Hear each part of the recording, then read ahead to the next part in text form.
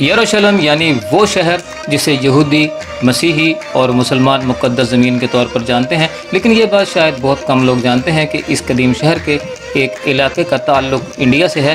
یہ دراصل ایک سرائے ہے۔ صوفی بزرگ بابا فرید نے تقریباً 800 برس قبل اسی سرائے میں قیام کیا تھا۔ اس سرائے کے ایک چھوٹے سے کمرے میں وہ عبادت کیا کرتے تھے۔ گزشتہ 100 برس سے اس سرائے کی دیکھ بھال انڈیا کا ایک خاندان کر رہا ہے۔ اس خاندان کے بزرگوں کا تعلق انڈین ریاست اتر پردیش کے سہارنپور شہر سے تھا۔ 800 برس سے بھی زیادہ پہلے سلطان صلاح الدین ایوبی نے اس شہر پر قبضہ کر لیا تھا۔ اس سے پہلے اس شہر پر مسیحیوں کی حکومت تھی۔ صلاح الدین ایوبی نے اس شہر کو اسلامی ماحول دینے کے لیے صوفیوں اور درویشوں کو اس شہر میں آ کر بسنے کی دعوت دی تھی۔ یہاں آنے والے صوفیوں میں سے ایک بابا فرید رحمۃ اللہ علیہ بھی تھے۔ انڈیا اور پاکستان کے پنجاب میں ان کے ہزاروں مرید ہیں۔ بابا فرید لمبے عرصے تک اس شہر میں رہتے رہے، لیکن یہ واضح نہیں ہے کہ وہ یہاں سے انڈیا کب واپس لوٹے۔ ان کی واپسی کے بعد صدیوں تک انڈیا سے حج کے لیے جانے والے افراد راستے میں بابا فرید کی سرائے میں رک کر کچھ دن گزارتے تھے۔ یہ سلسلہ پہلی جنگ عظیم تک جاری رہا۔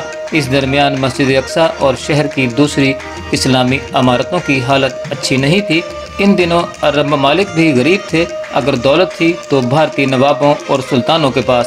اسی لیے سن 1923 میں یروشلم کے مفتی نے کچھ افراد کو انڈیا رقم لینے بھیجا۔ انڈیا کی آزادی کے لیے لڑنے والے محمد علی جوہر نے اس کام میں ان کی مدد کی۔ مفتی نے یہ بھی کہا کہ بابا فرید کی سرائے کی دیکھ بھال کے لیے انڈیا سے کسی کو بھیجا جائے۔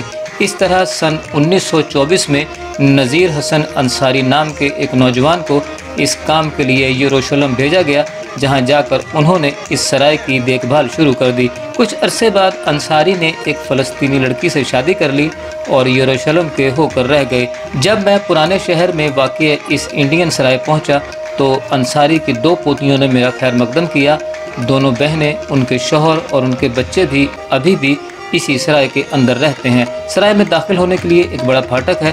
داخل ہونے کے تقریباً 100 قدم چلنے کے بعد ایک لوہے کا گیٹ آتا ہے جس پر تالا لگا تھا۔ دونوں بہنوں نے تالا کھولا اور مجھے اندر آنے کی دعوت دی۔ اندر ایک بڑا احاطہ ہے جس کی داہنی طرف ایک پرانی مسجد ہے۔ بائیں طرف ایک کمرہ تھا جس میں انڈیا سے آنے والی بڑی ہستیوں کی تصاویر لگی ہوئی تھیں۔ انصاری خاندان نے سرائے سے متعلق نایاب اشیاء ایک کمرے میں سجا رکھی ہیں۔ ان میں پہلی جنگ عظیم میں یروشلم میں تعینات انڈین فوجیوں کی تصاویر بھی ہیں۔ قدیم یروشلم کی عمارتوں کی تصاویر ہیں۔ ان کے علاوہ نذیر انصاری کے جوانی کے دنوں کی تصاویر بھی ہیں۔ ان کا انتقال اسی سرائے میں سن 1951 میں ہوا تھا۔ اب ان کے صاحبزادے یعنی ان دونوں خواتین کے والد اس سرائے کی دیکھ بھال کرتے ہیں۔ ان کی عمر 80 برس سے زیادہ ہو چکی ہے۔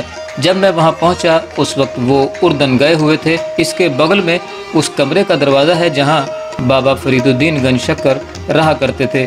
وہ کمرہ جس میں بابا فرید رحمۃ اللہ علیہ رہا کرتے تھے وہ کافی چھوٹا ہے، لیکن شاید بابا فرید کو اس سے بڑے کمرے کی ضرورت ہی نہیں تھی۔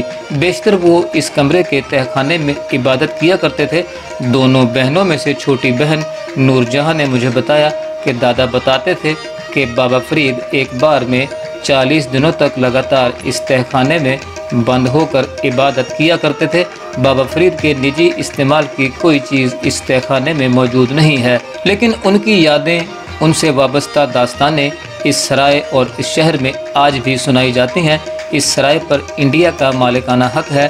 آج بھی اس جگہ کو دیکھنے کے لیے انڈیا سے نامی ہستیاں آتی ہیں۔ انڈیا سے آنے والوں کے لیے یہاں 6 کمرے بھی ہیں جن میں وہ قیام کر سکتے ہیں۔